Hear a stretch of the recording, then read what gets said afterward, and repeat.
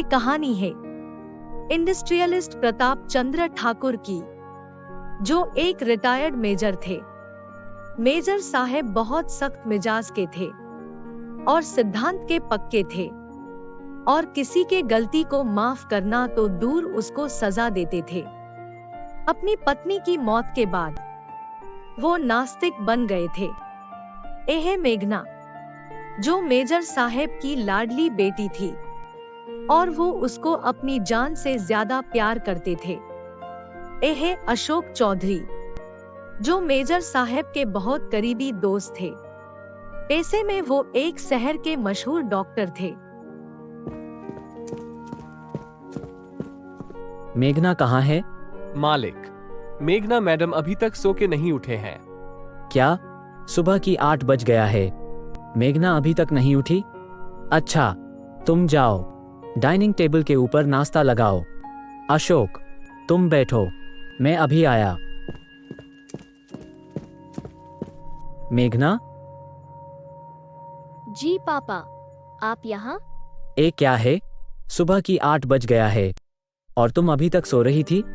जी पापा, कल मैं रात को सोते सोते लेट हो गया, पढ़ाई कर रही थी ना, इसलिए।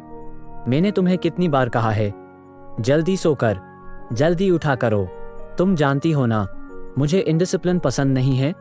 अब जाओ जल्दी रेडी होकर, नीचे आ जाओ, साथ में नाश्ता करेंगे। डॉक्टर अंकल भी आए हैं। जी पापा। उसके बाद मेघना जल्दी से रेडी होकर पूजा पाठ करके नाश्ता करने के लिए आई। Good morning uncle. Good morning मेघना।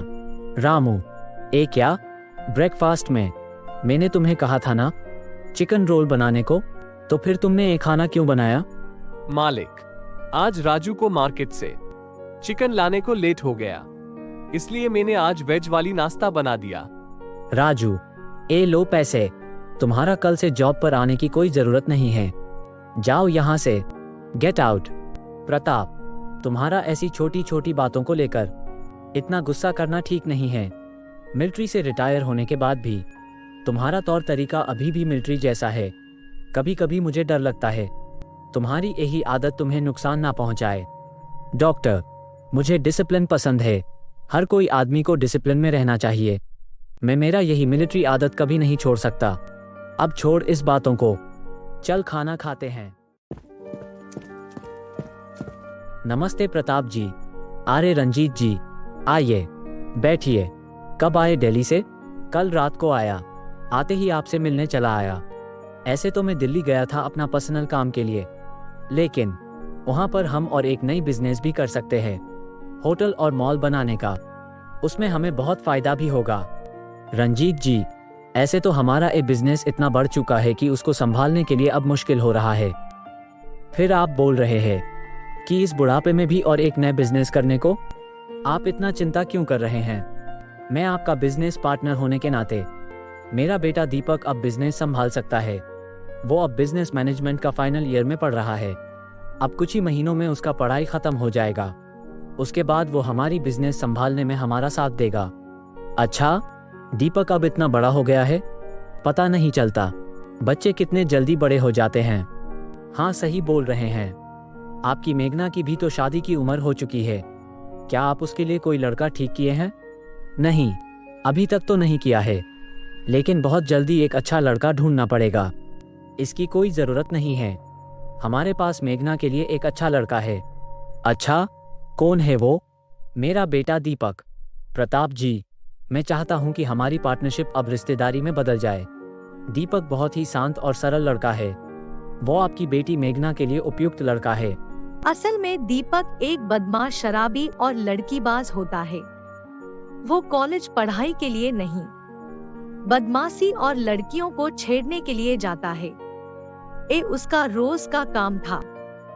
एक दिन हमेशा की तरह दीपक अपनी आवारा दोस्तों के साथ एक लड़की को छेड़ रहा था। तभी हमारा मूवी का हीरो प्रभास आकर दीपक का पिटाई करने लगता है और उसे नीचे गिरा देता है। दीपक, अब भी वक्त है, सुधर जा, वरना मुझसे बुरा कोई नहीं होगा। तभी कुछ ही दूरी से वहाँ पर मेघना ये सब देख रही थी। वो प्रभास को देखकर उसके ऊपर इम्प्रेस हो गई और उसको पसंद करने लगी। अगले दिन प्रभास कॉलेज की कैंटीन में बैठा था, तभी मेघना उसके पास आई। हाय, मैं मेघना हूँ। मैं इसी कॉलेज में पढ़ती हूँ। कल आप दीपक को अच्छा सबक सिखाया, वो उसका ही लायक है। क्या मैं यहाँ आपके साथ बैठ सकती हूँ? हाँ प्लीज। क्या आप मुझसे दोस्ती करेंगे? हाँ क्यों नहीं। अरे वाह, ये तो बहुत खुशी की बात है। आपने मेरे साथ दोस्ती करी। इस दोस्ती की खातिर आपको मेरी साथ एक कप चाय पीनी पड़ेगी। प्लीज मना मत करना। ठीक है। फिर दोनों साथ में चाय पीते हैं और दोनों एक दूसरे के साथ बहुत सारे बातें करते हैं। ऐसे ही दोनों की बीच दोस्ती गहरी होने लगी। उनको एक दूसरे की साथ टाइम स्पेंड करना बहुत अच्छा लगता था। धीरे धीरे उनकी दोस्ती कब प्यार में बदल गया, उनको पता ही नहीं चला। एक दिन मेघना प्रभास को पार्क में बुलाती है और उसे उसकी दिल की बात बताती है। प्रभास, मैं तुमसे प्यार करती हूँ। मुझे तुम्हारे साथ टाइम स्पेंड करना अच्छा लगता है। मैं तुमसे शादी करना चाहती हूँ। क्या तुम भी मुझसे प्यार करते हो? हाँ मेघना, मैं भी तुमको बहुत पसंद करता हूँ। जब मैं तुम्हें कैंटीन में पहली बार देखा, तब से तुमको प्यार करने लगा हूँ। लेकिन तुम्हें उस दिन कुछ कह नहीं पाया। डरता था कहीं तुम नाराज ना हो जाओ। उनको इस तरह बातें करते हुए दीपक देख लेता है। वो उन लोगों की बात आके अपनी पापा रंजीत को बोलता है।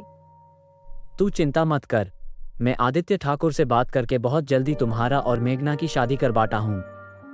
याद रखना दीपक, मेघना सोने की अंडे देने वाली मुर्गी है।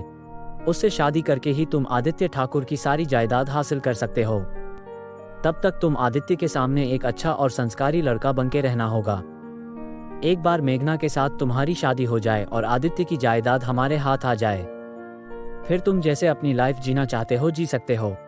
समझे तुम? हाँ पापा, आप ठीक बोल रहे हो।